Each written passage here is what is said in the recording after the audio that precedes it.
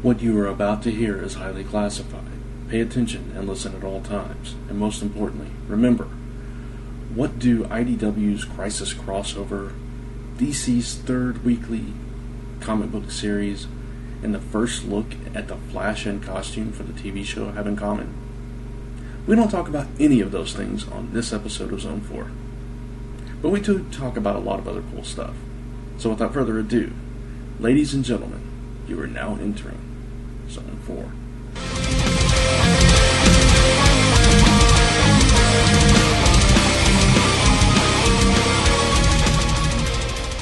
And welcome back to the Zone. I'm Brant Fowler. I'm John Wilson. I'm Gordon Damowski. And I'm Captain Ron Fortier. And hey, welcome to episode 258 of Zone 4. And as you can tell, the old gang is back together again this week. Glad to see Gordon back here. And, you know, this gets me. It's like the world conspires against us because, as Gordon mentioned on Facebook this past week, after listening to last week's show, Gordon's our nonprofit, guru here on the Zone. So what do? We have this whole thing about the Denver Comic Con last week, and Gordon wasn't around. So it's like, okay. Next week, there'll be a huge event in the pulp world, and I won't be here. So there you go. Yeah. That's the way things work. What can we say? Before we do get into the show, of course, a couple of things. We should mention we are proud members of the Comics Podcast Network. You can find us on comicspodcasts.com every single Friday, and you can find Hall Toys there every month as well. Great network, tons of shows over there. Please go check it out. And we do have a sponsor this week. Sponsor of the week. Of course. Our sponsor is Audible.com. If you go to audibletrial.com/Zone4Podcast, you can get a free 30-day trial and a free book download, and it helps the show if you go through that link. So please do that. All kinds of titles, over 100,000, 150,000 titles to choose from, including some interesting titles like The Denver Draw, Werewolf in Denver, East of Denver. I sense a theme here. I'm trying to give you a segue, Ron. Hey, no, but before I even go there, I did a little homework myself on Audible, nice. Which I really want to chime in about. All right, real quick, because again, we talk comic book stuff and those kind of topics, genre related horror stuff on Audible, and personally, one of my all-time favorite writers was the Private Eye tough guy writer Mickey Spillane. Mm-hmm. And his, notable character, Mike Hammer, Private Eye, who he created after World War II and wrote dozens of novels based on his experiences, adventures. And this is about as noir as you can get in the Private Eye field. So early this week, I pulled up Audible.com, just kind of curious to see what I'd find with, punched in Mickey Spillane's Mike Hammer. Holy smokes, guys. I think they have his entire canon up on Audible. And it's really good stuff. I mean, really, you can go from single books to a series called The Adventures of Mike Hammer that was produced by writer Max Allan Collins and is read by Stacy Keach, perhaps the most famous actor to play Hammer in a television series. So right off the top of that, real quick, I just listed a couple classics and new titles that have come out in the last decade or so that include things like Dead Street, The Big Kill, Complex 90, The Goliath Bone, One Lonely Night, My Gun is Quick, and Kiss Me Deadly. Hey, look, if you're a Spillane fan like I am, and I mean, besides Keach, there are other really talented readers who do his work. I stopped with like 8 or 9 titles. But like I said, if you're a Spillane fan, nothing gets me more than a tough guy Private Eye. When they narrate it, she came in the door like, yesterday's mist or whatever. Anyways, okay, it gets you going. It's mystery. It's punching, a knuckle fist sandwich and a 45 blasting away. Audible.com for your noir adventures. There you go. Awesome. Very cool. So once again, audibletrial.com/Zone4Podcast helps the show. Yeah. And you want to do that. So. There you go. Yeah.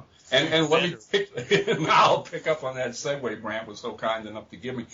Just a real quick amendment to our discussion last week about the issue between the Denver Comic Con and its creator-founder, Charlie LaGreca. Charlie had planned a town hall-like meeting that was to occur last Sunday afternoon. A little epilogue to last week's Denver Comic Con issue. Charlie LaGreca was going to hold a town hall meeting Sunday afternoon to discuss his own, thoughts and views and express his side of the story. Well, apparently, the whole event made, the internet was plastered all over Facebook and every blog you could think of, so that ultimately the actual board, which he's having a difference of opinions with, reached out to him finally, which is what he'd been asking all along, and agreed to a mediation meeting. That being the case, Charlie canceled the town hall meeting, and that's where we're left right now. Both parties have agreed to meet and hopefully and honestly discuss the issues they have, the differences, and get to some, real accounting of the funds that accrued after last year's show and where they're going to go from there. And that's what we have, people, okay? There's nothing else. If you hear anything else right now, it's unofficial, it's gossip, rumor, or whatever. So we just keep our fingers crossed that they can come together and work this out. There you go. Absolutely. Cool. Glad to hear they're at least trying to work things out. Well, what does anybody, and I think Gordon will agree with this too, and John, it's all too easy today to just keep pointing fingers and saying, you're wrong, I'm right, you're wrong, I'm right, and nothing gets done. I mean, there's no compromise in the world today, and that really bothers me a great deal because, I can remember growing up and the issues were always about, there's a place in the middle where we can meet and get things done. And that doesn't happen anymore. Yeah. Well, I think a lot of it is just the way the culture has moved, where it used to be, and I think, I'm not sure if it was Harlan Ellison or George Carlin who said this, but the idea is you don't have a right to an opinion, you have a right to an informed opinion. And when you have people able to express their opinion automatically, and when it's challenged, we don't know how to challenge. It's people will say, it's my First Amendment right to express this. Yes, it is. It's also my First Amendment right to challenge that. It's all your rights to challenge that. We've lost the subtle art of discourse. It's all, I'm right, you're wrong, get over it. Exactly. Yeah. All right, so on to some lighter news. We do have some comic book headlines.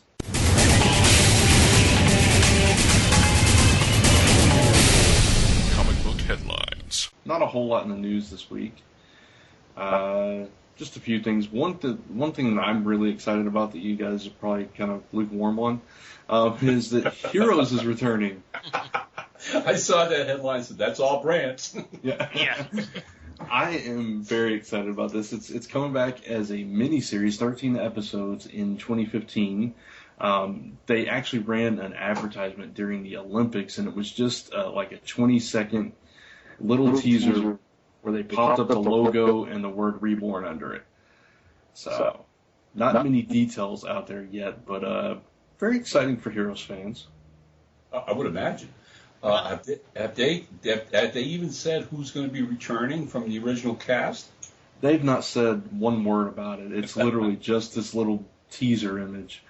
So yeah, there was talk for a while of them doing a digital series, and that may still happen. There was, the announcement of the Dynamite Entertainment comic that was supposed to pick up after the last season. We haven't heard a single word about that since San Diego last year. So, I don't know. Your guess is as good as mine, but Yeah, so we don't know if this is a full-on reboot, if it's kind of like a parallel story, or if I'm it's still a excited continuation. about it, though. So I love the show. Oh, I'm not knocking it. I'm just wondering. Yeah. No, we have no I would clue. assume it would have to be. Yeah, I mean, because Hayden Panettiere is on Nashville now. Milo Ventimiglia, he's on some kind of show.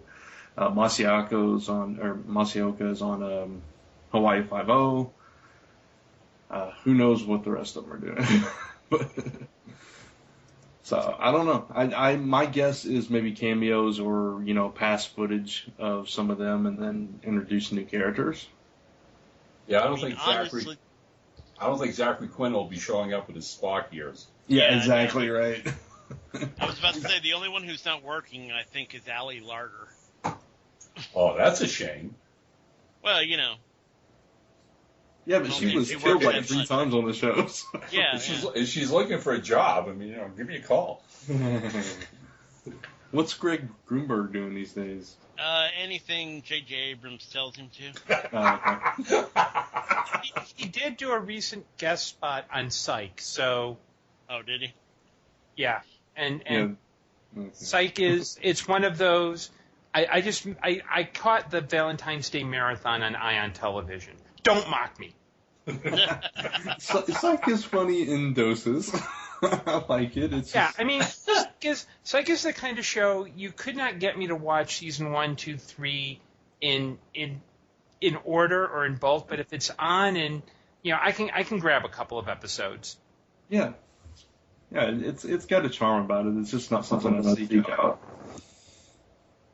So yeah, everybody guest stars on Psych though. That's nothing big. Well, they need to because it's about to be canceled. So.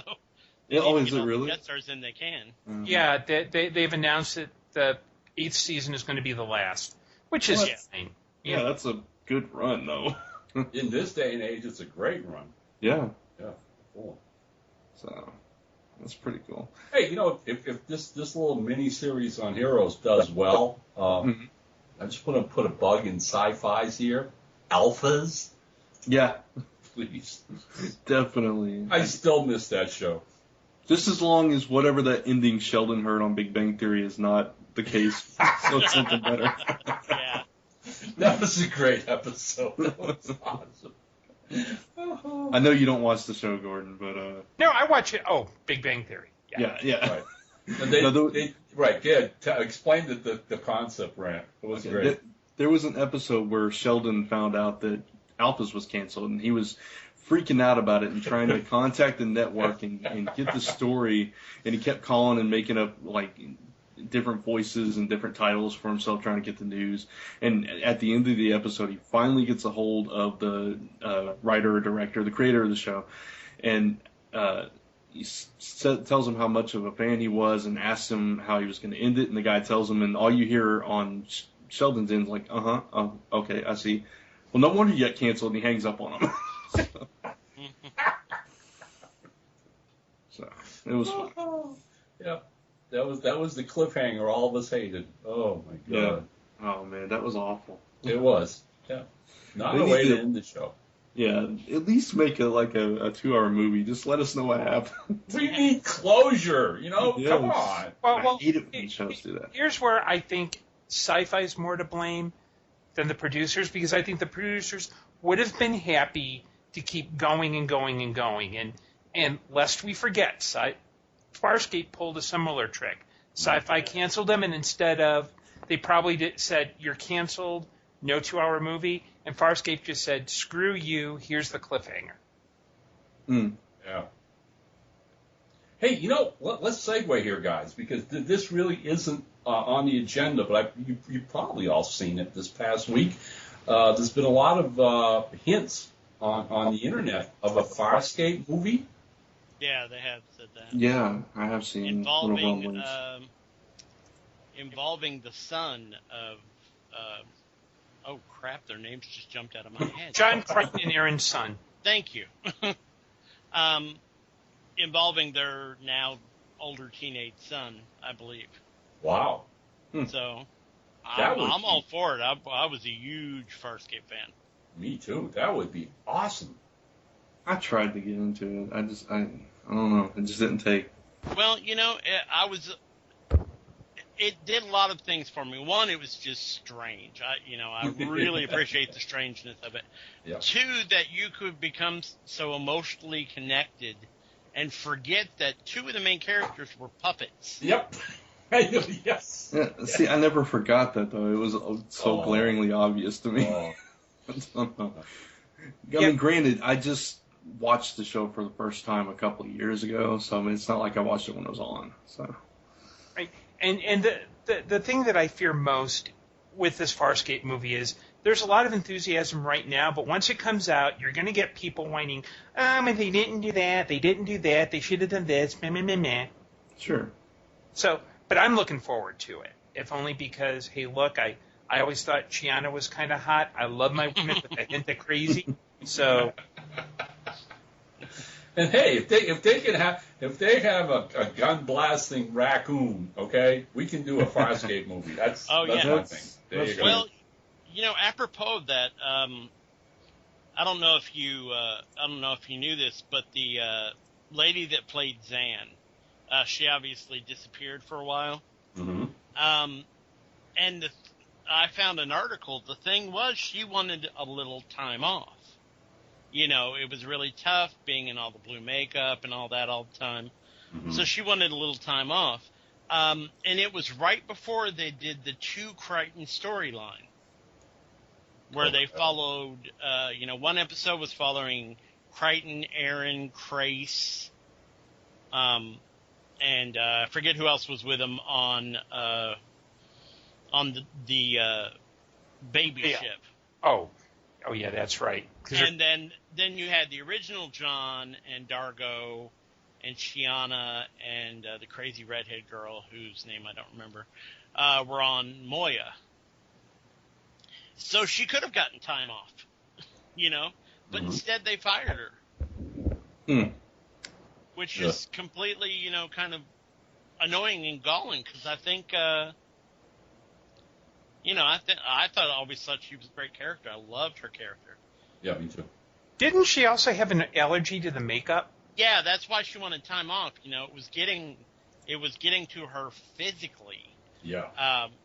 That wearing the makeup all that time, she could wear it for shorter periods, but day in day out of that makeup was just making her physically ill. That sucks. She got fired. Yeah, so I always thought that was kind of shady of the people who did it, but I really love Farscape, and I hope they go through with it. Yeah, me too. It will be to reach out to her and bring her back for a feature film would at least be a little amends here, a little justice, Yeah, I was also thinking, speaking of alphas, I kind of wonder, the guy that played the young kid with the computer mind. Yep. He used to be on Bones, and actually they killed his character on Bones, so he could go to alphas. There you go. Oh, wow.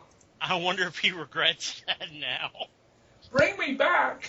Yeah, bring me back somehow. But no, they shot and killed his character on Bones. And then I wonder he went over to alphas. I wonder what he's doing today. Yeah. I wonder if he's got a new agent. Lamenting leaving Bones, I'm sure. The only thing he's done is one episode of Big Bang Theory. Well, there you go. Oh.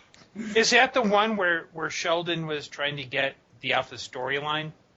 I don't think so. I think it was a completely different episode. That's weird. That would have been amusing if it had been to the... Yeah. It would. Yeah. It would have been funny as hell.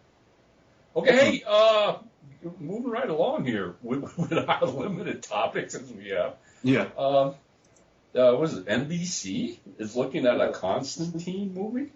It's series. Yeah. Series. and they've Yeah. casted it. Yeah, they've already cast the lead role. Matt Ryan is going to be. He's a Welsh actor, I believe. He's going to be the lead role. So. Yeah, from the write-up, apparently they're going to. I don't know if they're going to shoot it there, but supposedly it's going to take place in London. Well, it should. That would be I wise. agree. That's what I'm saying. That surprises me to a degree. Yeah. I mean, At least they didn't go with, American Surfer actor for the lead. I mean, I like the movie, but I never read the series before I watched the movie, so that's probably why. But, yeah, I'm sure fans are happy. Yeah, Keanu was all wrong for Constantine. So, John, being the big Constantine fan, or one of them, you like Constantine, right? I do like Constantine, not as much as Chuck. Not as much as Chuck, of course. Chuck but, lives and breathes Constantine. But, yeah, what do you think of the before casting? he became DC regular? No, he still likes that series too. Yeah, a little bit, but he was a bit verklempt when they dragged him back into the regular DCU. True. I like the look well enough. Of course, they're going to have to dye his hair blonde. I've actually seen a picture of him with blonder hair than this picture. Yeah, so. I'll wait and see. I'm wondering with NBC has got a lot of those fringe series on now. Mm-hmm. So that makes me hopeful for this being a good series. Because they're doing that kind of weirder stuff. Yeah.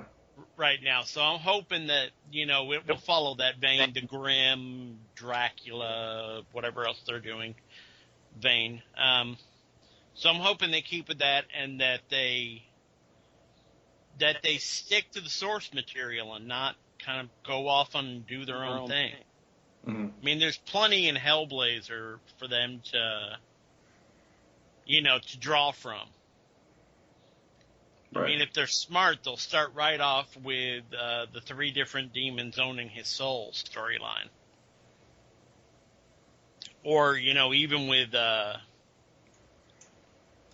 hope they don't show him coming up. I hope they don't give him like an origin story. Mm-hmm. I hope they kind of start in the middle and we kind of find out about him as we go.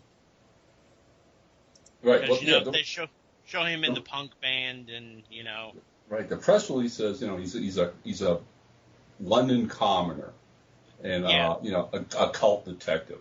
So, that at least sounds to me like we're going to start in the middle of the narration, which I agree with you, John. We don't need an origin story. No, we don't need him.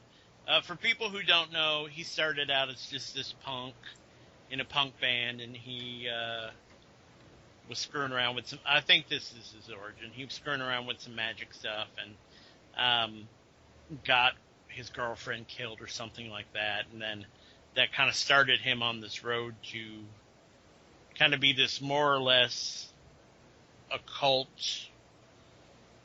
I wouldn't even call him so much of a detective, maybe, as, like an occult troubleshooter. Mm-hmm. Yeah. Right. Yep. If someone's in trouble, they come to him and he, does what he does. And usually it's done in the most shady, kind of grimy, dirty way it can be done. It's not like Zatanna, who, speaks backwards and it's always pretty and everything like that. His magic is a lot more gritty and earthy and stuff like that. So Yeah. and constantly smoking, which I don't think they'll do on the TV series. You can't even smoke in movies anymore. So Yeah. I don't know. I think NBC's Not on the regular networks. You make a point. I don't know if any of you are watching the HBO miniseries, which is only got a couple more episodes to go with Woody Harrelson and Matthew McConaughey, True Detective. I mean, heard good things about it. That, guys, let me tell you. I mean, if you have an opportunity and it ends up on Netflix or whatever, do not miss this thing. It's beginning, middle, and end. 2 cops down south. It is balls out, adult, straight, gritty. They're after a serial killer. It's twisted. Some of the best acting, Harrelson's ever done. McConaughey's amazing. He co-produced this thing. But what I wanted to get across is what's fun watching the show is it takes place like in the 70s or whatever, guys. Mm-hmm. And he smokes. He's a chain smoker. Right. And so does half the other characters. And it's that little bit that you catch. You see all these people smoking. And it's like, oh my God, you look at network television and it's so sanitized now. Nobody smokes. And that's a crock. Look out the window. Walk down the street. People still smoke. People, I don't care what the networks tell you. It's like Mad Men, which takes place in the 60s. I mean, that's one of their biggest clients, their advertising agency. There you go. Right. Yeah. Lucky Strike is their. But if I may be so bold, I would argue that no, Ron, not everyone is smoking. Only a quarter of people are smoking. And the idea behind not having it on television in movies, whether you agree with it or not, it's the idea that you're trying to dissuade young people from smoking. So, which I do agree with. That's a theory. But yeah, it doesn't work, but it's nice in theory. That's the same idea as abstinence. You know, it's ridiculous. People are going to do what they want to do.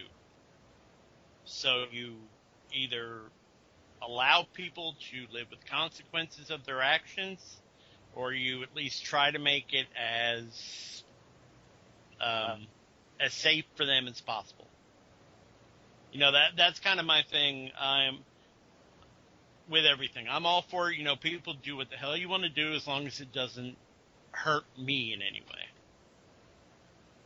So that's kind of my stand on smoking and everything else. Like, my wife, incredibly allergic to smoke. I gave up smoking when I married her. So, you know, I'm all for the not smoking in restaurants stuff. Mm-hmm. And where it affects me. But, you know, if people want to smoke your ass off. I don't care. As long as it, you know, it's not impacting me in any way. But I take still, responsibility for your actions as well. You know, don't smoke for 50 years and then be surprised if you get cancer. yeah. I mean, I still commend them for trying to do something good. I think it has an adverse effect sometimes. One being, you know, not being true to timepieces and storytelling and stuff like that. But, you know, I still commend the effort. Yeah, so we'll see. I mean, they might do it. They might just go with it. Because it is kind of an aspect of his character. Yeah. A large aspect of his character. Right. So, And that's the thing. It's that if you stay true to the story and you don't, you know, go out of your way to glamorize it in any shape, form, or fashion, okay? If nothing else, like I said, watching this True Detective show, every time I see McConaughey light up and inhale, I'm a past smoker. I gave it up, God, over 30 years ago. And every time I see him light up, I cringe. You know what I mean? It's just like, okay, but, you know, it's true to the story. All right? So it's, you know, if they do Constantine, he should have a butt in his mouth. Right. And I mean, there is a storyline within Hellblazer where from his years of smoking, he's dying of cancer. Right. Yeah. I remember, yes. Right. But for the fact that 3 different demons own his soul, rather than start a war in hell, they cured him and sent him back. Exactly. Now let's see that on network television. Yeah, let's see that. Right. And you know, that would be a really good kickoff arc, is Constantine learns he's dying of cancer due to smoking. I mean, it's not about, and there's a whole other long, boring conversation we have. I think by doing that and saying, you can then get automatic buy-in. Hey, here's this guy, he's a supernatural troubleshooter, 3 demons are fighting for his soul, and that way you never have to worry about portraying smoking. Right. All right, so moving past that, this isn't on our agenda either, but there is some other casting news that I caught wind of. Adam Driver is supposedly going to be a big villain in the next Star Wars movie. And I don't know anything about this guy. I've never heard that name before. Let's see, he was on a show called Girls. Oh, I know Girls, but... Okay. He played Adam on that show. Oh, okay, I do know this guy. Okay. Weird, skinny, looking guy, like a funky-looking Nick Cage, Jeff Goldblum sort of guy. Yeah. Oh, that's who you want for your Star Wars villain. Yeah, Funky exactly. looking, Nicolas Cage, Jeff Goldblum guy. Yeah, that's I Yeah, and skinny. I mean, real skinny. Tall and skinny. Yeah, he's apparently supposed to be some big villain in Star Wars 7. So, we'll see. Wow. Yeah. Like, what's he gonna play, for God's sake? George Lucas. Yeah, exactly. I don't know, but they're saying in the vein of Darth Vader, like that level. So. Yeah, they're gonna have to put him in a costume or something. Wow. maybe heavy makeup, like Malekith in a Thor 2. Oh, yeah. So, we got some more photos of Lady Sif coming up on Agents of Shield. Very excited about that. That's one episode I am not missing. Yeah, and it looks like from these images that we see that she's going to at least see a little action, at least against a van. Yeah. Which is interesting. I don't know. Yeah. So hopefully all the haters will be happy. Yeah. Yes, you got a movie person in there now. Shut up. Yeah. Yeah, she seems to be trying to kick her way into an airstream, but Yeah. other than that, She's very flexible with it. well, you got to give her that. And I find it amusing. The picture of her with May, Yeah. with Agent May. Uh-huh. May's kind of behind the door of the car they've got. Mm-hmm. She's standing in front with her sword and a very tiny shield. Yeah. Yes. Out. I would assume dodging bullets. Yeah. Yeah, that's what it looks like. And it looks like what she's using the shield for. And eat your heart out, Wonder Woman. That's all I got to say. Yeah, no doubt. Mm-hmm. Wow. That's what they should have done. There you go. Yeah. Amen to that. All right. And speaking of DC, though, in that same story, we get some photos from an upcoming Arrow episode, too. So. Did everybody catch Arrow last night? No, I didn't. I'm behind again. Yeah. I recorded it, didn't watch it, but go ahead and spoil. I'm not going to. Let me just say this. I won't spoil it. I will tell you this. This is why it was a really good episode last night. Because they finally wrapped up at least two plot lines. They did it. They came to their conclusion, and I went, thank you. And then the last 3 minutes of the show propelled us into the big climatic where this whole season was going with Slade Wilson and him. Because as you recall, all he's been totally unaware, Slade's in Starling City. Well, the 3 minutes that end this show, he's not unaware anymore. Yeah, it's a good episode. It's a mid-season turn, and now you know they're heading for a slam bang climatic wrap up of the season. Yeah. And Suicide Squad's coming. They haven't debuted yet, right? No. Okay, yeah. They put out a little promo teaser for that as well. Yeah. Interesting. Yeah. Because there's Dingle's in there, right? Yeah, and of course Deadshot, which that's definitely interesting. So yeah, those who else? Huh? Diggle's in the Suicide Squad? Yeah, they got him with the Suicide Squad. They got Amanda Waller. They got another woman who I don't know who that is, and Bronze Tiger. I'm plus thinking Deadshot. I'm thinking that other woman is Diggle's. Wasn't that Diggle's Ex-wife. Yeah, ex-wife. His military. Because remember, there was the episode where she and Diggle went after Deadshot, and she said something like, "How dare you use me at this? You should have been up front with me." And at the end, they kind of intimated that they were exes, but getting back together. Right. Right. Okay. Yeah. That's interesting. I don't know where that's going.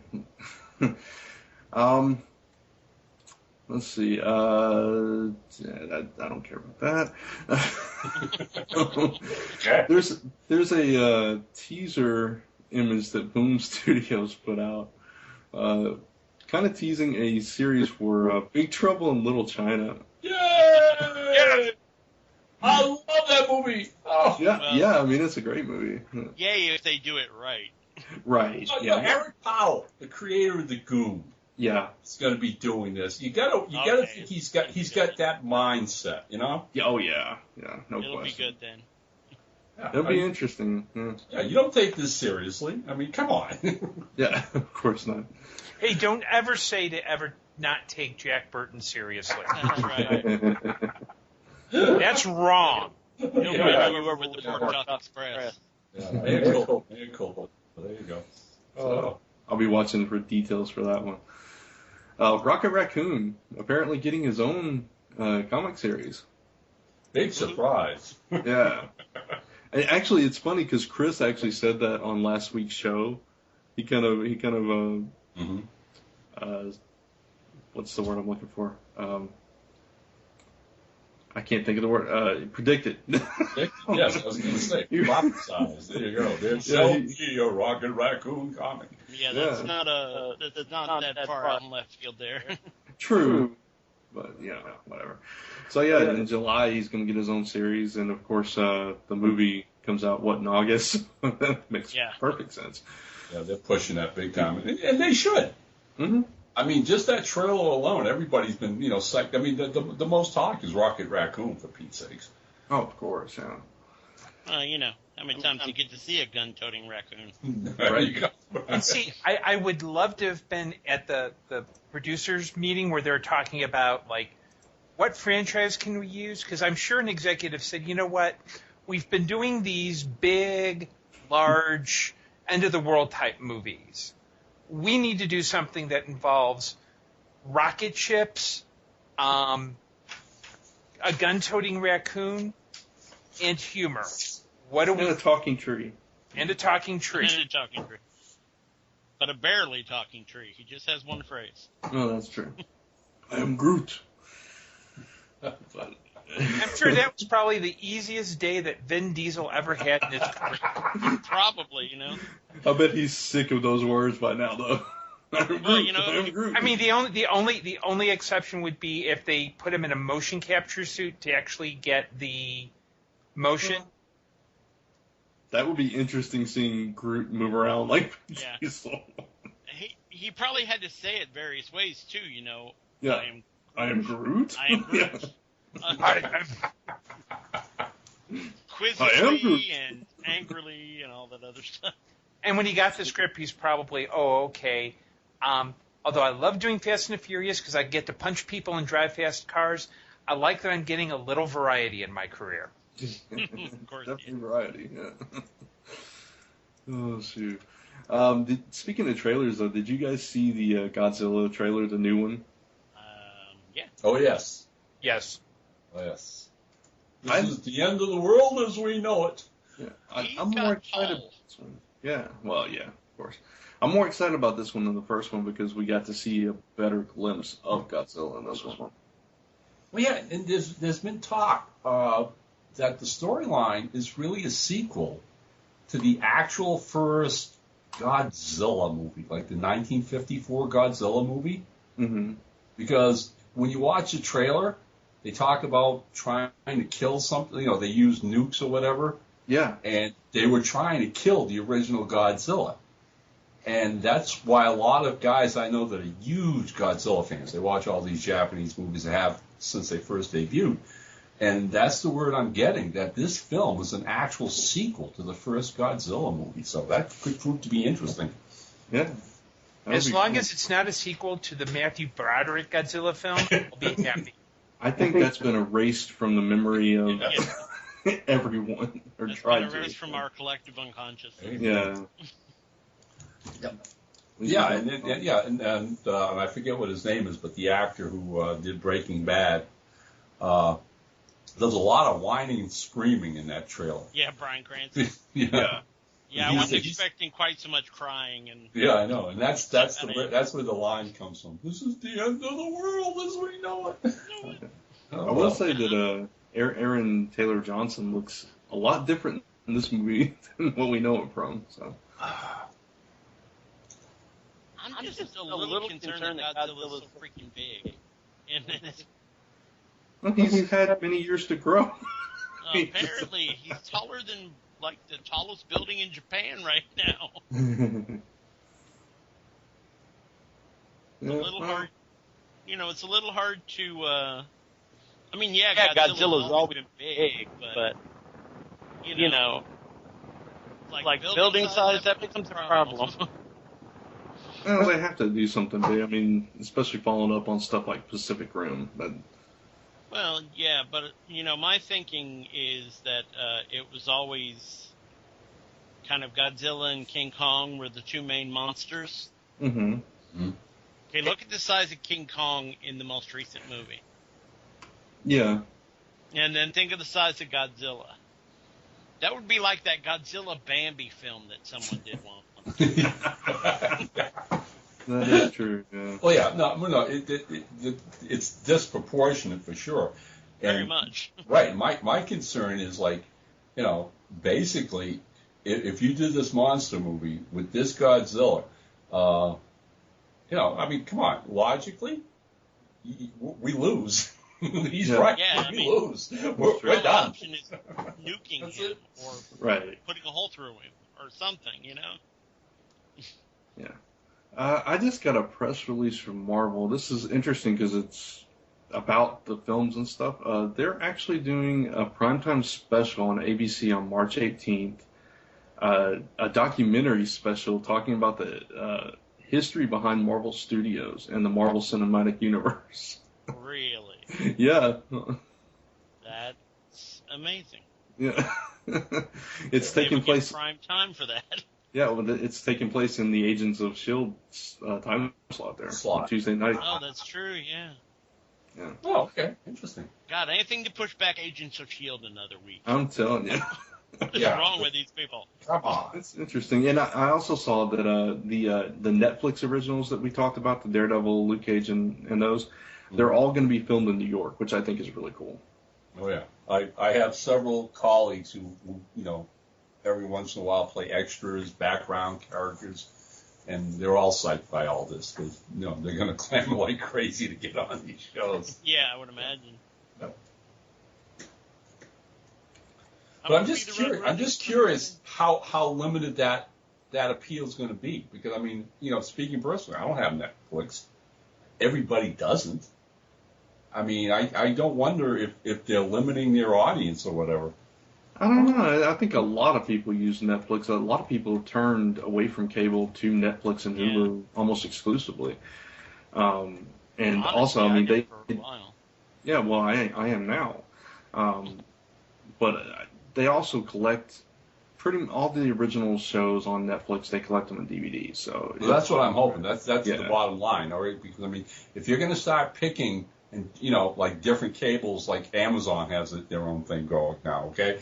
And Netflix, and if all the different ones start having, again, original properties, which I can understand from that point of competition, just like the networks did when they were first born. But at least to somewhere down the line, like we're talking about, have them on DVD or something, where those of us who don't have those particular services can still get a hold of them, Yeah, and another interesting thing about the way Netflix does, and I don't know if they did this with the first season, but House of Cards just came back with season 2, and instead of releasing it an episode at a time, they just put the entire season 2 up there at once. So I'm wondering if they're going to do that with the Marvel shows, if they're just going to put the entire series up there. Well, they did that with House of Cards season 1, and that's why people were so surprised. Part of it is the way that people watch TV now is that they tend to binge watch. So what Netflix really did was, by putting it on their service, a lot of people are watching shows. They're not watching them, say, like Agents of S.H.I.E.L.D., not everyone is watching Tuesday nights at 7 o'clock. They're watching via ABC.com. They may be illicitly downloading. So I think what Netflix is trying to pursue is, okay, we're this service. How do we provide entertainment? And by putting it all out at once, which is why I think Marvel partnering with them on their second-tier characters is such a smart move. Mm-hmm. If instead of having to deal with the whole pilot season, trying to get network backing, and I think Fox about a month ago said that they weren't doing pilots anymore. You can just say, hey, Netflix, can you fund can we put together a package where we put our show on your network all at once? You don't have to worry about ratings. You just have to worry about unique views and other kinds of stuff. But you also can build in automatic, you kind of build in automatic fan appeal, because that way it really is, instead of Tuesday nights at 7, I'm going to go to Netflix to watch this. Mm-hmm. Yeah. And it also means that for, viewers like you, Ron, that it'll hit DVD even faster. Right. Because it's that whole series up there at once, so just a few months later you'll have the whole show. So. Right. If that's their intention, that's the way they go, then I'm cheering and applauding from the sidelines, guy, definitely, all right? Because if they don't do that, then all my colleagues are going to be going, hey, did you see Daredevil last week? And I'm going to be like, no, I didn't, Go visit some of my friends or whatever. It's like, no, but yeah, if they collect them and they do a whole entire series and they release, the thing on DVD, I don't care when they release it. At least, for some of us who don't have all these, doodads and gizmos and services, that'll be great. That'd be awesome. Because I am excited about the possibilities in the characters. Bring them on. Yeah, definitely. All right. Any other news from anybody? Anything else you guys saw you want to talk about? No? Okay. It's still light news. Con season's coming, so it'll start ramping up here soon. Well, there is one little short brief of news that actually just came out in the past day or so. Okay. I forget the gentleman's name, but Doctor Who has hired an actor to portray a companion. He's, I'd say, mid-20s, early 30s. He's a person of color, and he would be accompanying Capaldi and Jenna Coleman on the TARDIS. His character is actually going to be a colleague of Clara's at Coal Hill School. And it's getting a lot of attention because he is a person of color. Yeah, nice. And, of course, some of my colleagues are complaining that, he's only a companion, and since he's a guy, he won't be a plot device. And it's like, okay, you know what? You want diversity, it's one step at a time. It's kind of like bacon. You can only eat it one strip at a time. Unless you're Brant, okay. Yeah. Oh, yeah. Okay, before I forget, all right, before we wind on, and I didn't have time to do this, okay? I'm scouting Facebook this morning, guys, and Brant, you have to find this thing, all right? Somebody clipped out an actual newspaper headline from, I don't know, Illinois, Michigan, or whatever. It was a picture of some guy, and he was arrested for mistreating bacon. Oh, no. That's the headline. I swear to God, I'm not making that up. What was he doing to mistreat? What was he doing to bacon? Was he doing naughty sexual things to the bacon? He was probably eating it saying, this should be turkey bacon. It's better. Turkey bacon. That is bad. But, there you go. Before we forget the Doctor Who thing, what a lot of people forget, they had male companions before it came back, and they were plenty of the plot twists. Not every Doctor has to have a girl for him to fall in love with. Well, John, let me stop you right there. The issue isn't a male companion. The issue is it's a male companion of color. Well, that's a non-issue, honestly. Haven't they done? Wasn't there one other? There was Mickey. Let me kind of Mickey, yeah. Yeah, it's the and Marston. It's the idea that somehow if the Doctor were, Stephen Moffat is a sexist, racist, blah blah blah, because the Doctor's not a woman, and it's one thing to criticize the content of the show. I think, and I will take the heat because I know many people who believe otherwise. Just because you make moves towards diversity in a pop culture thing does not mean it reflects that we've advanced towards society. I think I'd rather argue that there should be more diversity behind the scenes, because that's how you get diversity in front of the camera. End of my spiel. Let's not go on, because then John and I would have to get into an argument, and nobody wants that. All right. So before we do move on, in does this anybody? one case, I actually agree with you, so there would be no Okay. argument. John, the argument would be you tell me, Gordon, shut up. We've got a podcast to do. Let's move on. Yeah, there is that. I want to make a statement here, and let people out there take it for what they will. All right. I mean, you get to a point where what's an issue, what isn't an issue, and my thing is all of us need to grow up. All of us need to get real with the world. And I just want to make this one statement real quick, and I hope it gets it across. I'm an active member of the Black Science Fiction Writers of America. Do they know you're not black? They have my picture up in their roster. I was asked to join, and very proud and happy to do so. Nice.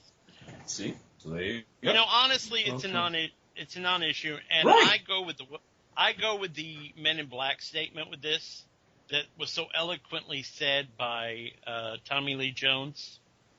A person can change.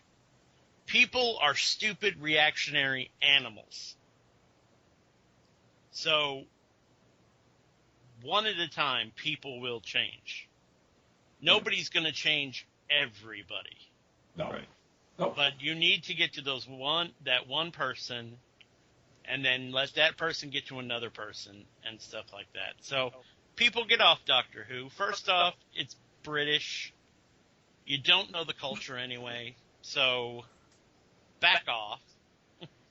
Right. And Amen. B, There you just wait till the show comes on again before you start slamming it. You don't know what the story's going to be. Yeah, true. The story may be this grand adventure of diversity that will change the world, or it may just be fun TV. But wait till the damn thing comes on before you start bashing it. And if I may add to John's thing, rather than protest a TV show, take that same energy and the same enthusiasm and actually go out in the community and affect social change. Actually Indeed. do stuff. Because you know what? I would much rather it's harder and it's not romantic and it's probably easier to slam Doctor Who or Star Trek or any other pop culture franchise. But you know what? If you really want something, you fight for it. Don't worry about the battle. Fight the frickin' war. Yep. Indeed. There you Your go. fat ass behind a computer screen isn't going to do anything. Get it outside and fight out there. And leave bacon alone. Stop Yeah. doing nasty things to Touch bacon. bacon and I will hurt you.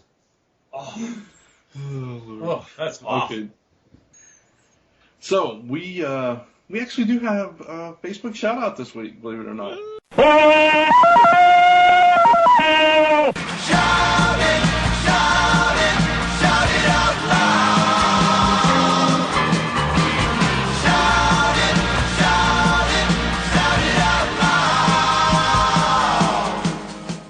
Ah!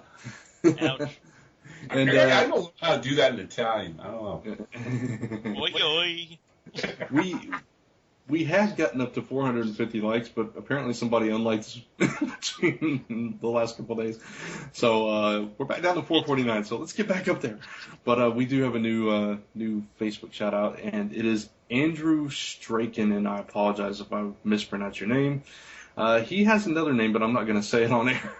Oh, come on. Nope. Bacon abuser. I looked up the translation of what it means, and I'm not saying that on the show. So, Say the French version. No. It's a Spanish version.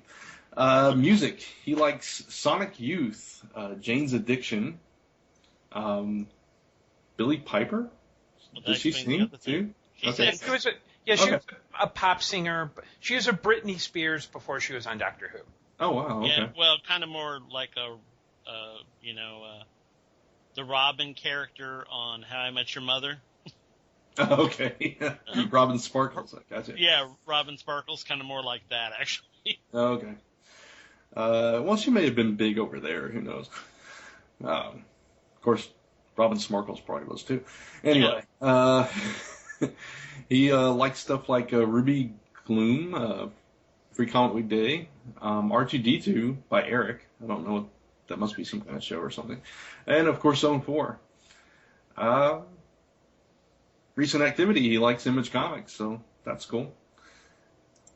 And let's see, he works for the Kilgore ISD Education Foundation, so that's pretty neat. And, yeah. And his, I guess, it's in Kilgore, Texas. So. And his, what do you call it, his banner on Facebook is the greatest turkey movie of all time, being Freebirds. So apparently a Freebirds fan, too. Well, okay. And he likes the Wu-Tang Clan. Wu-Tang Clan and Billy Piper. That's the There verse. you go. That explains the name, then. That explains the word you won't say. Okay. Yeah, it would. So thank you, Andrew. Yes! You're liking it. Man, Andrew. All right. So that is our one single shout out. If you'd like to get shout out on the show, all you have to do is head over to our Facebook page at facebook.com/Zone4Podcast and hit the like button. And eventually, maybe we'll feel like shouting you out at some point in time. Someday. If you behave. And we might be nice like me, or we might be like really mean like John does. Yeah. We'll see. It's all in That's love. when they give it to me. Mm-hmm. Yeah. I said, that's when you give them to me if we need to, put some people in their place. Right. Exactly. That we never met and don't know. Mm-hmm. All right, so are we going to do a topic time? I know John suggested one. I don't know if we want to talk about it or not. If you guys want to do it, great. Let's do it. If not, No, we're going into the con season. That's true. John's involved with a show. I'm getting there myself now with the first one we're going to be doing here in Fort Collins. Gordon's done shows in the past. Let's do it. Let's a little bit of etiquette, do's and don'ts of con going. Yeah. So officially, it's topic time. Topic time. It's topic time. Topic time. And John, why don't you kick us off here since this was your idea? oh, that's And right. you have written a pamphlet. I did, actually. I currently no longer have any copies of that pamphlet. But way back in the day, a million years ago, when I foolishly thought that, I could be some sort of comic superstar, I created a pamphlet of do's and don'ts for cons because I went to many cons. I still go to many cons. And I constantly see And big people cons, who... too. Sorry. Yeah, I'm actually creating one. Well, I'm not creating one. My wife is, but, I'm her hapless lackey. So, and I'm also Chuck Moore's hapless lackey for the Derby City Comic Con. So, And I'm sure both of them are very happy to hear that you are their, quote, hapless lackey. Well, they know that I'm hapless, so it's good that, at least I'm honest about it. But anyway, so I see a lot of people who do just the wrong thing at cons and who suffer for it. So with all of us being more or less con veterans in one way or another, I thought it might be a good idea to do some con do and don'ts. And I'll kick it off. I see a lot of people who don't dress correctly for the con. Now, I'm not talking about cosplayers at all. I'm talking about just your average, everyday person going to the con. You got to realize with cons that you're going to be doing a lot of walking. A whole hell of a lot of walking. And unless you're trying to pull off some cosplay outfit, wearing anything but the most comfortable shoes that you own is a disaster for you. Amen. And also, and this is especially for people of a slighter build, those of us who happen to be larger don't have this problem as much because, we kind of come with internal heating. But those of you of a slight build may want to think about layering your clothing. Because for some reason, the temperature in cons goes up and down all day long. Yes, it does. You will either be freezing or you will be boiling. True. At some point during the day. So, it would be smart to maybe consider layering your clothing. Yep.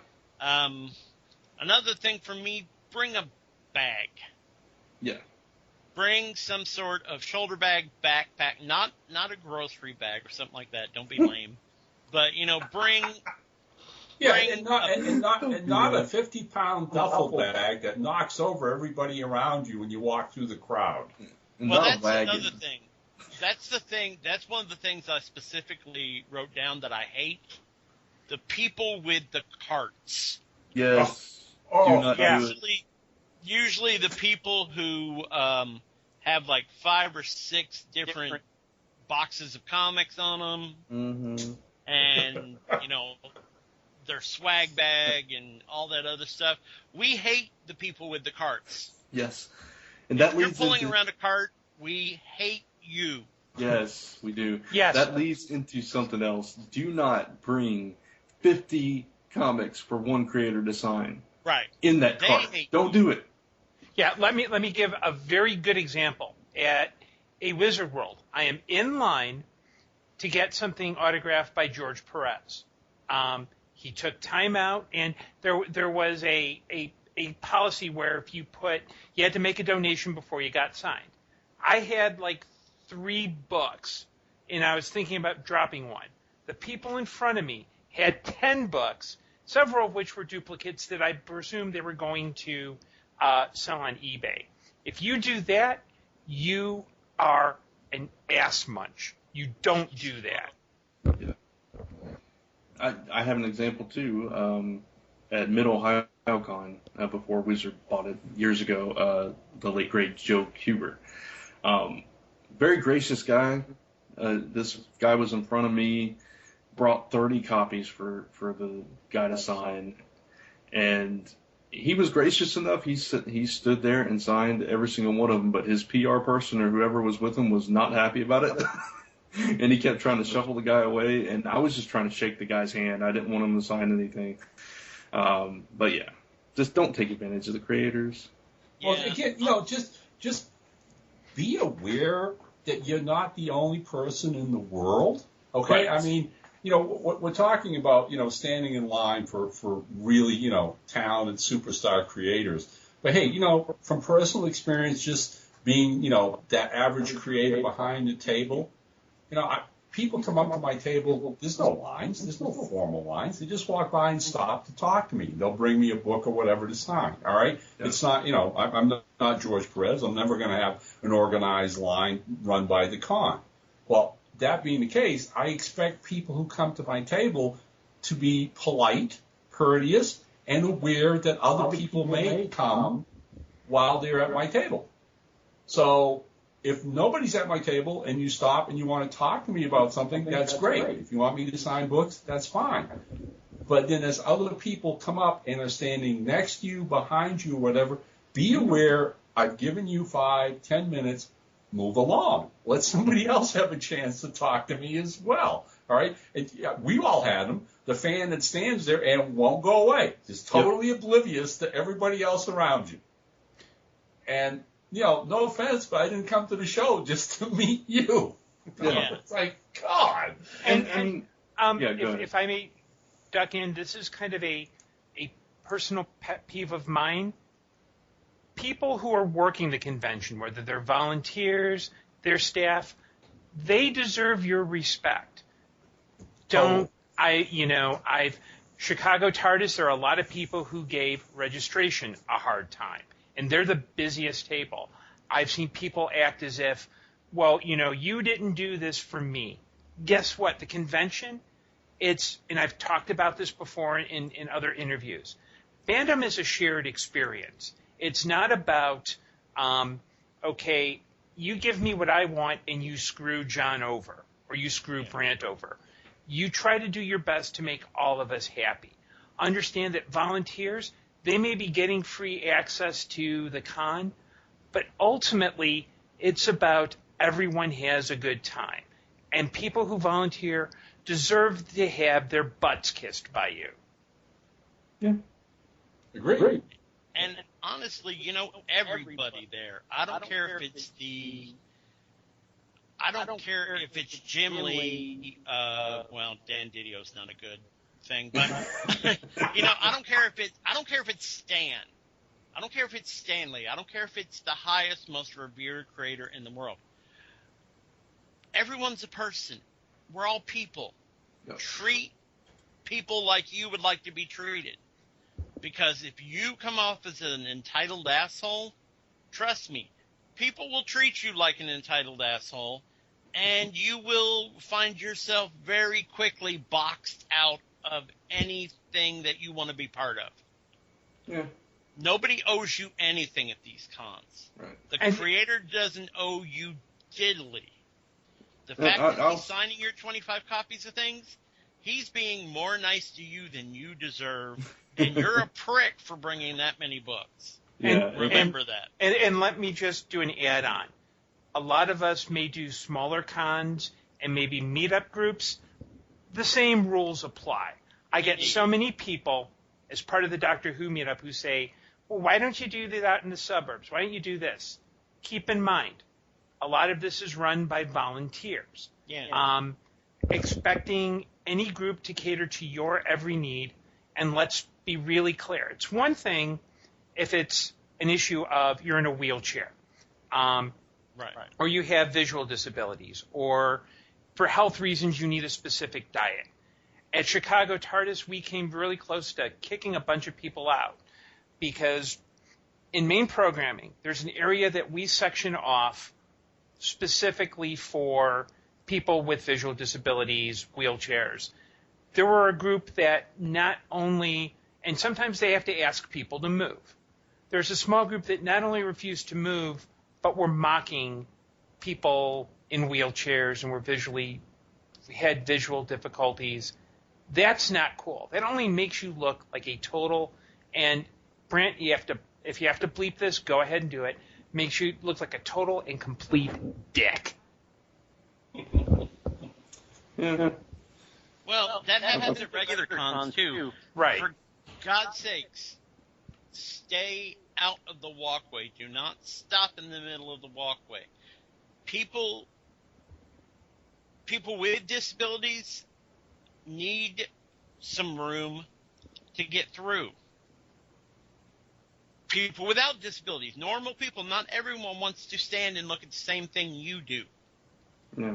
You need to be aware of your surroundings and give everybody some room. If you see somebody walking with a blind cane, for God's sakes, get out of their damn way.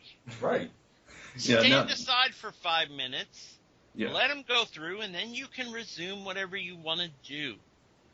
But that's the other thing. That's what we're talking about here. Okay? Yeah. I mean, be courteous for Pete's sakes. Okay. Have some etiquette, yeah.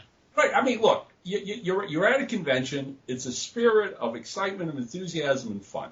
One of the things that frosts me constantly, okay, is that you have cosplayers. You have cosplayers walking around. They have some imaginative great costumes, okay?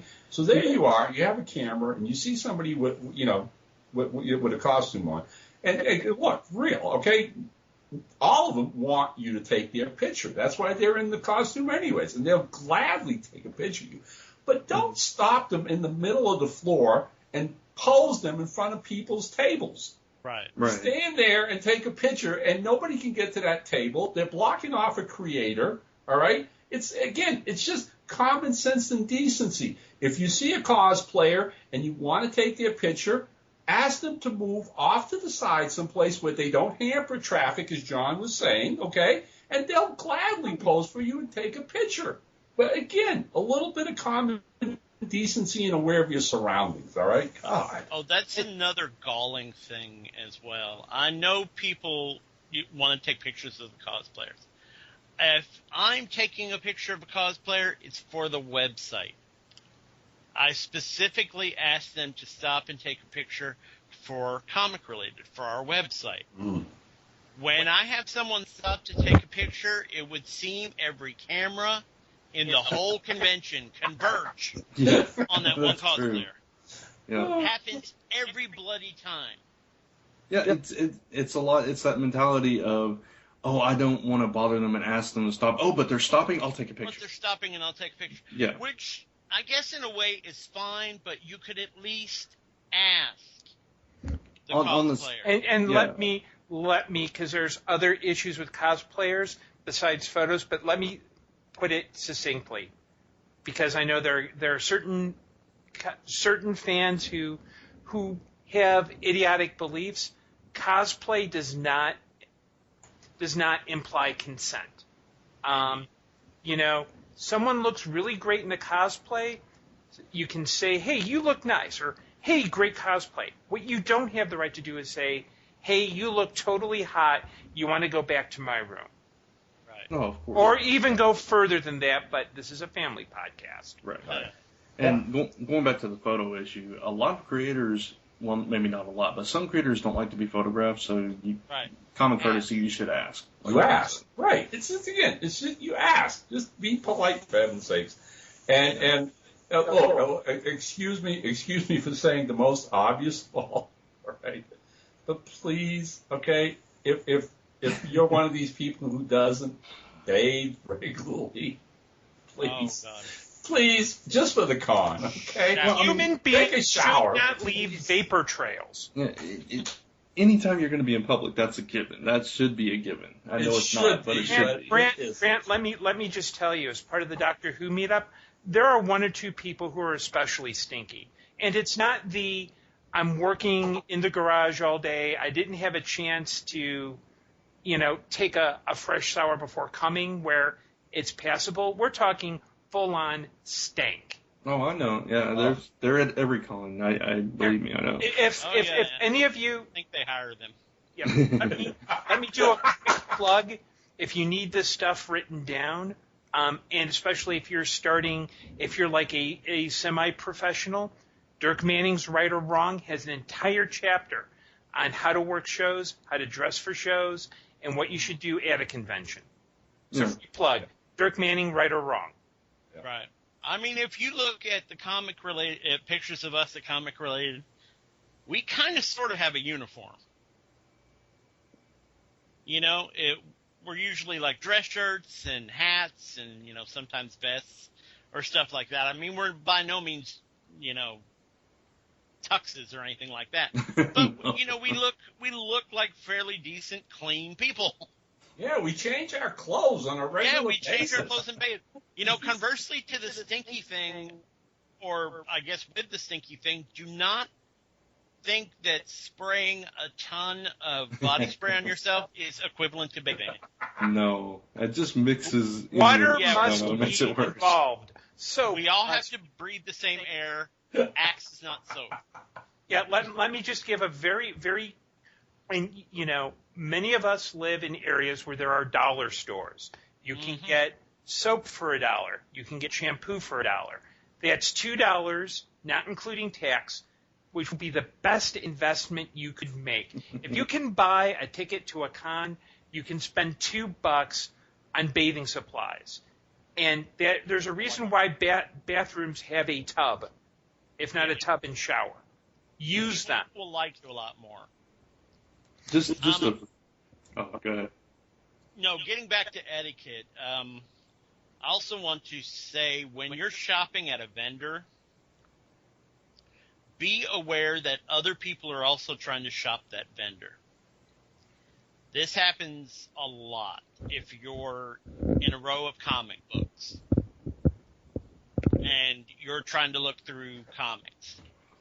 You need to take up as little space as you can looking through that comics. If you have comics you're pulling out, great. You're standing in front of one box, you put your comics on the next box over. If somebody comes up, move your comics. Don't just stand there, rifle through, and take up, 5 or 6 boxes worth of space. Mhm. That's rude. The vendor is trying to sell things to other people, not just you. Right, and when you And walk, I'm an old man now, and I don't go on the floor for the 25-cent books anymore. But I know people who do, and a lot of people who do. Please be aware that there are people above you. Yeah. That there are people walking above you, that there are people trying to shop on the things above you. Basically, as a rule, be aware of your surroundings. You're not Right, the only person at the con. right. So, right, you walk up to a vendor who has product that you want to look at. There's somebody standing there. It takes 2 seconds to say, "Excuse me, can I stand here or whatever." Just be polite. Just to say, "Can I look in that box, please?" If like John says, somebody's looking at 3 boxes and he's got his books on one that he's not even looking at. Well, don't walk over and take his books and throw them on the floor. Just walk over and say, "Excuse me, can you move these so I can look in this box?" Again, it's just be polite, be courteous, all right? Again, the golden rule, all right? Treat other people the way you want them to treat you. And you know what? Past experiences here, okay? And this is going to sound absolutely silly, and people will say, "Oh, this doesn't happen." All right? If you're at a con and you're there to meet creators and people that you're fans of, invariably and ultimately, you will find creators that you're not fans of, okay? Right. You will find artists and writers whose books you don't care for. Yeah. Well, you know what? Ignore them. Yeah, don't heckle them. Don't bother them. It's not to go to a creator and say, "I hate what you just did the other day. That book sucked to hell." That's not why we have cons, people. You want to write a letter? Be my guest. But if you're at a show, you need to be positive and go see the people that you like and have friendly conversations. You do not need to plant yourself like the God of the universe in front of a creator who's just doing his job, and because you don't like what he did, make his experience miserable. Yeah. Yeah, you got to be a special kind of stupid to do that. And they're there. They're there. I have met them. So all our Zone 4 listeners, don't go up to Rob Liefeld or Dan. Yeah. Well, let me just ignore them. Yeah, exactly. Let me put a positive spin on this.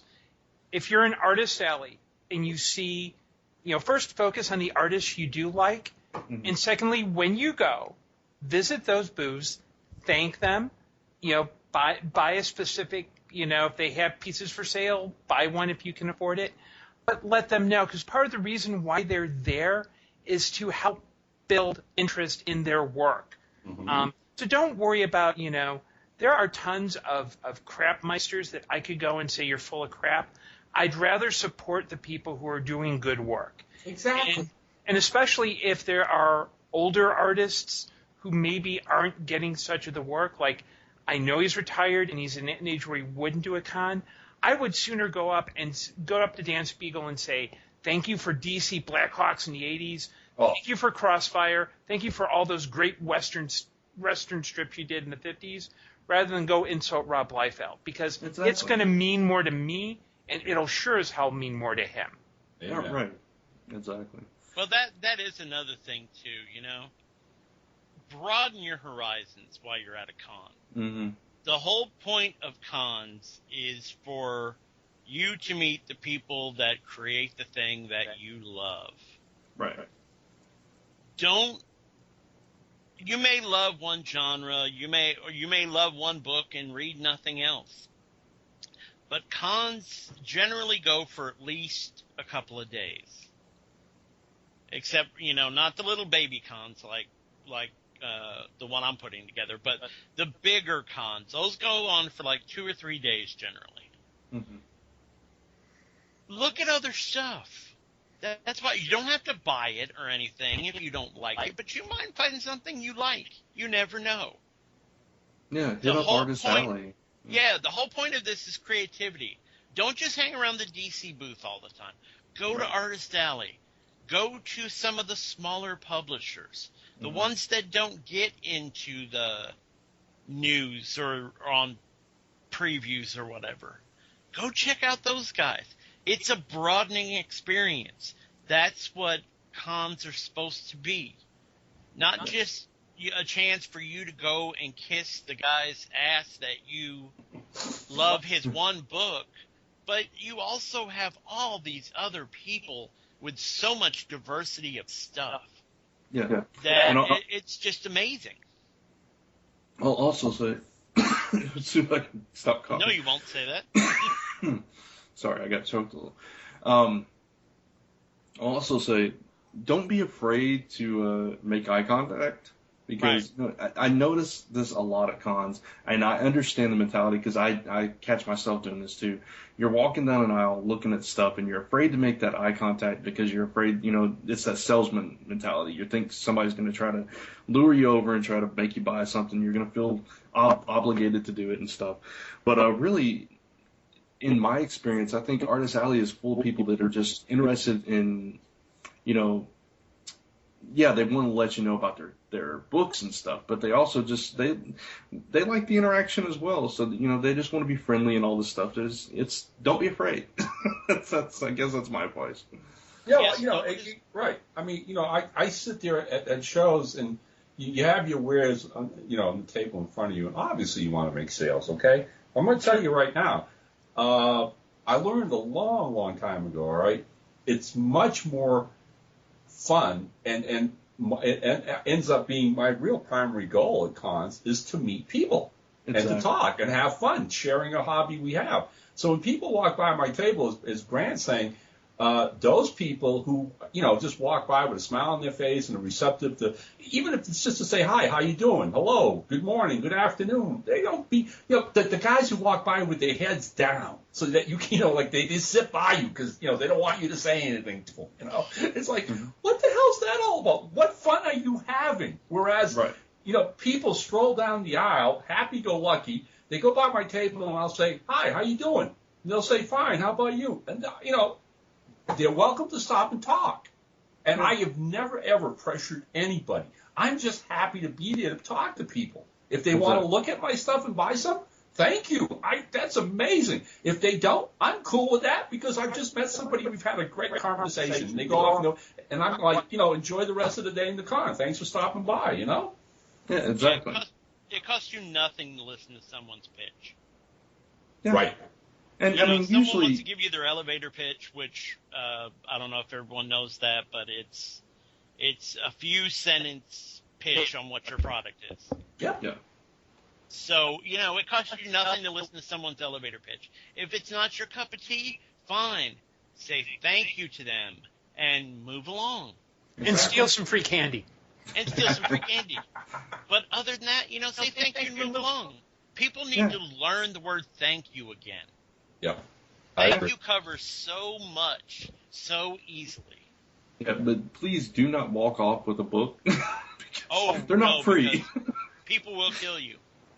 I've had that happen. And look, if you're the older fan with your wife and your little kids, and you walk up to a creator table and you start talking, mind your children, please. Oh, God, yes, please. All right, the 5-year-old grabs a comic and rips it and shreds in 2 minutes. I mean, come on, okay? Just, like I said, it's fun to have the kids there. It's fun to, have them looking at comics or whatever. But again, you're still a parent first before you're a fan, all right? Mind your kids. That should be a rule.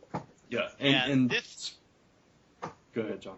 No, I was going to say this has turned into a little bit more of a gripe fest than we intended. Yeah, it has. But, well, let me, if I may, let me see if I can put out something a little bit more neutral, because I just recently received notification that I'm receiving a press pass for C2E2. When you get a complimentary pass, understand that or when you get a book for review or like a complimentary screener, understand that you have a professional responsibility to write about it, to read about it.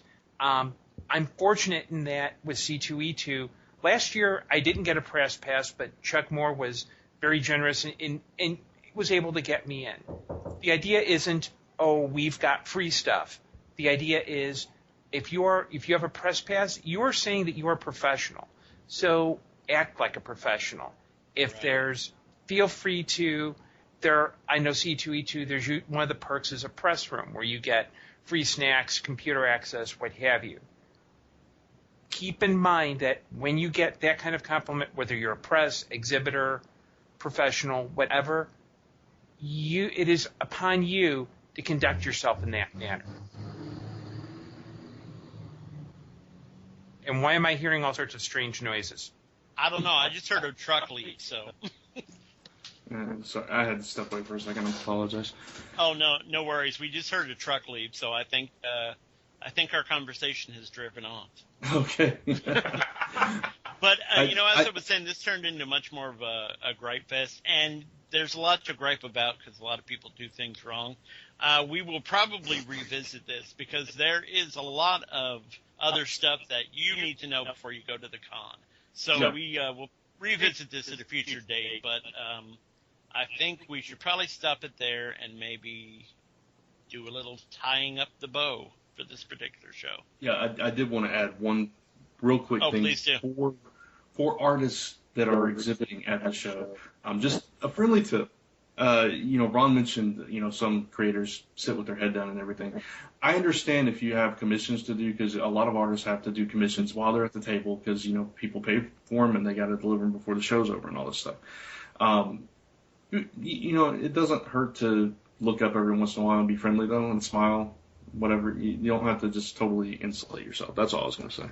Yeah, it's not a superpower. I mean, when someone is standing in front of you. Mm-hmm. Everybody feels when someone is near them. Yeah.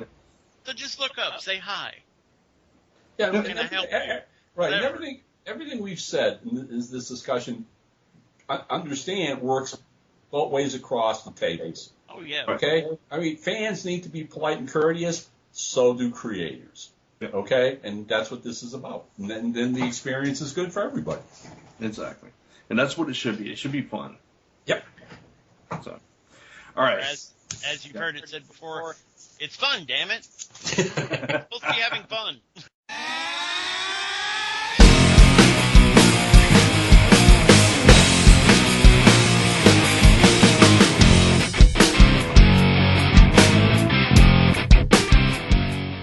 All right, as we wrap up, we will go around the table and see what everybody has coming out, and going on. Gordon, we will start with you. Okay, well, first I have just submitted my short story called When Angels Fall for New World Navigation, so that should be coming out in the summer. But this Saturday I will be volunteering with the Chicago Nerd Social Club as part of Trititerod, which is a race / fundraiser / food drive to benefit the Greater Chicago Food Depository. We will be one of the checkout points, and our checkout point is the Emporium at 1399 North Milwaukee, which is right near the Division Blue Line. Feel free to stop by between 12 and 4:30. I'll be doing the checkouts. I will also be cosplaying, but I'll let you guys guess the cosplay. Big hint. There's no baseball caps involved, so I'm not cosplaying as Captain Ron, so get your minds on it. But feel free, we're collecting food. Feel free to stop by. We're even having a special beer brewed in that honor. So come, have a few drinks. And if you buy drinks at the Emporium, since we're also raising funds, I'll be sure that Brant has the link to, if you want to just donate or don't live in Chicago, buy us food. You can bribe me. Bribes are more than welcome, especially if they involve bacon. So that's what I'll be doing this Saturday, and then that's pretty much it for me. So there you go. Trititerod, March 1st, 12 to 4:30. Awesome. And of course, again, the links will be in the show notes. Ron. Okay, I mentioned this in passing last week that it was due, and I'm happy to announce it's available. Mr. Jigsaw number 12 is out, and I posted an image of the cover and a link to it on Indie Planet Brand on my forums, at Comic Related. Okay. So you can grab the link there, and that's our. I've told everybody the title is The Pirates of Perchance, and it's Gary and my homage to Gilligan's Island. So check it out. I think you'll have some fun with that book. It was a lot of fun to do. Nice cover too. Thank you. Appreciate that. This coming Saturday is the first Saturday of the month, March 1st. So the members of the Fort Collins Comics Coffee Clutch crew will be meeting at Jason's Deli on Harmony here in Fort Collins, and a real important meeting because 80% of us are going to be the 16 writer and artist guest at the first ever Fort Collins comic events, which is called the FOCO Comics and Gaming Festival. Mark your calendars. It's going to be held April the 19th. That's a Saturday, between 11 a.m. and 5 p.m. at the Drake Center in downtown Fort Collins, and it's being hosted and put on by the students of Colorado State University. I'm one of the guests, so Mike Barron, Zach Howard from DC Comics. The closer we get, we're going to have a Facebook page up, and I'll be sharing the links with that on Comic Related as well. So that's what I got going, guys. Awesome. John? All right, professionally, I got a little bit going. My arm is healing slowly but surely, so I am doing a little bit of coloring, if I can get the word out, for Bill Nichols' Sparta Bay Comics line, which will be coming out soon, hopefully. Really just doing, pop art things for the Kickstarter right now, but there'll probably be more of that. Otherwise, the main thing on my mind is my wife's River City Comic Expo. It's May 10th here in Louisville. It's a free to the public event, and it is the only completely for charity convention in this area. And we are still looking for people to sign up for tables. We still have some tables left. They are $30. You need not be simply a comic or a comic art creator. You can be anything that's cool and interesting and stuff like that. It especially helps if you're local, but it's not limited to that. We have several panels that we have planned as well. We're working with the nearby library in the area we're at, and there'll be several panels throughout the day as well. So go to Facebook. That's our kind of main page for this, since it's a charity gig. So go to River City Comic Expo Louisville. Make sure you put Louisville at the end. That's Louisville. I know the pronunciation is weird for some people. But go to River City Comic Expo Louisville if you are a creator of any sort and you want to come out for that day. You can find the registration page there as well. And we have a lot of cool stuff planned, so I hope we're going to get a lot of people for this charity. The charity itself is called the Fund for the Eyes. And it is a charity that provides assistance and material to kids from birth up to about age 21 who have visual impairments.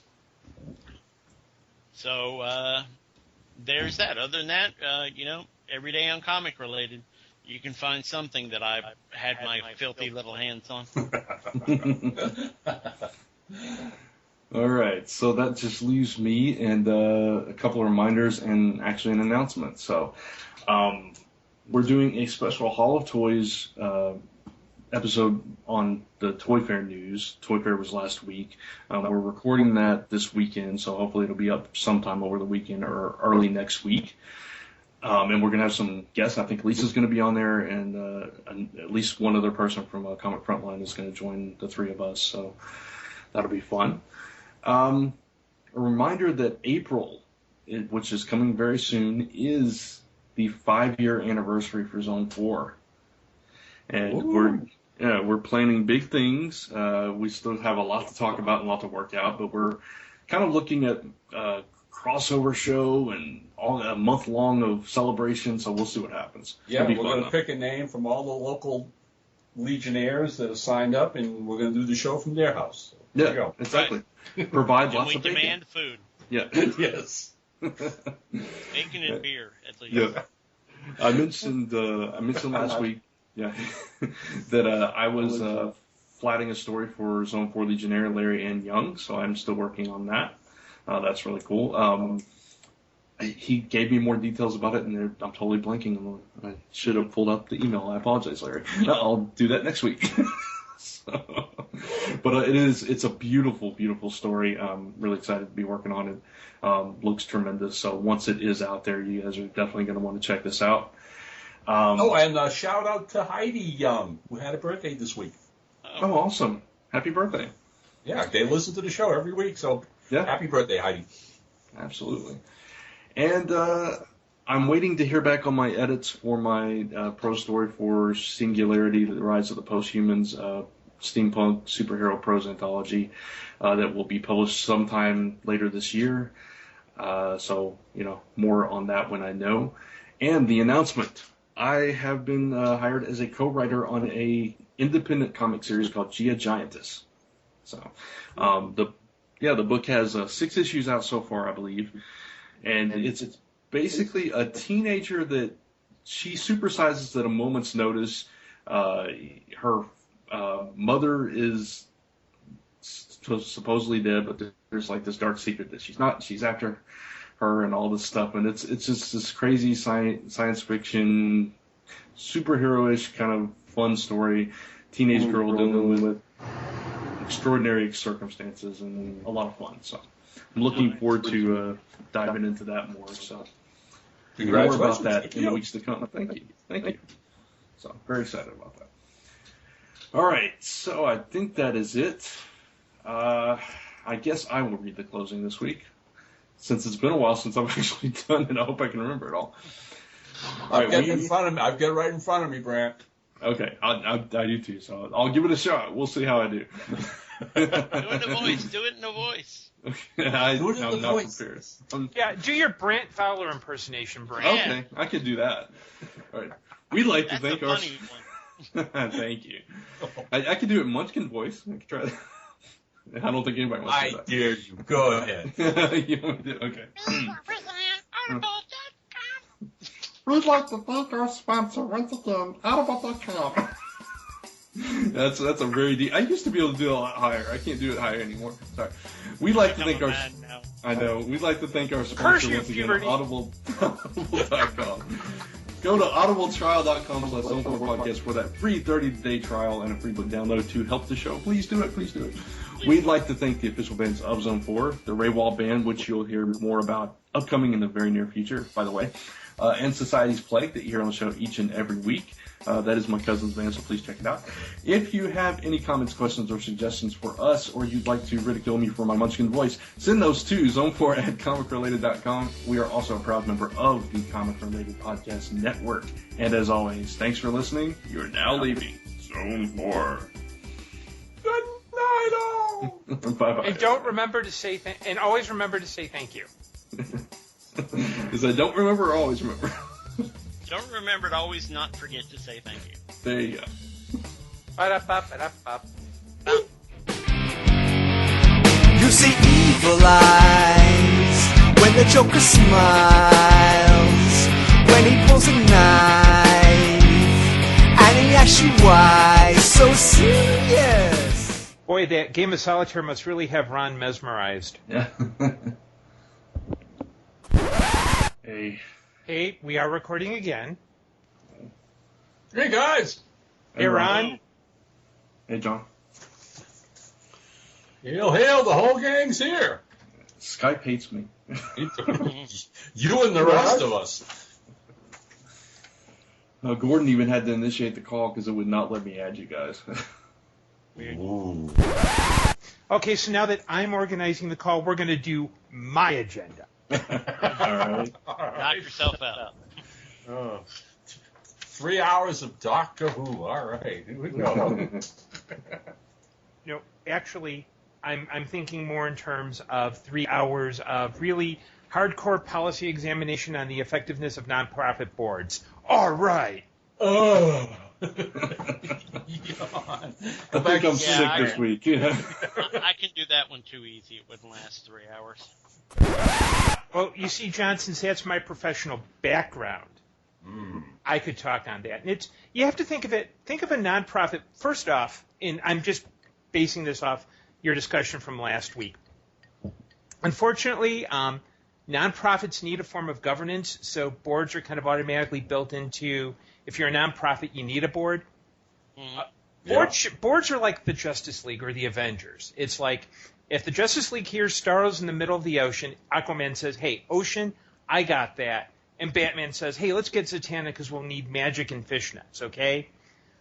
Bad boards will be like, okay, we're up against Galactus. Hawkeye, grab a bunch of boxing glove arrows and take him out. Are you guys hearing me okay?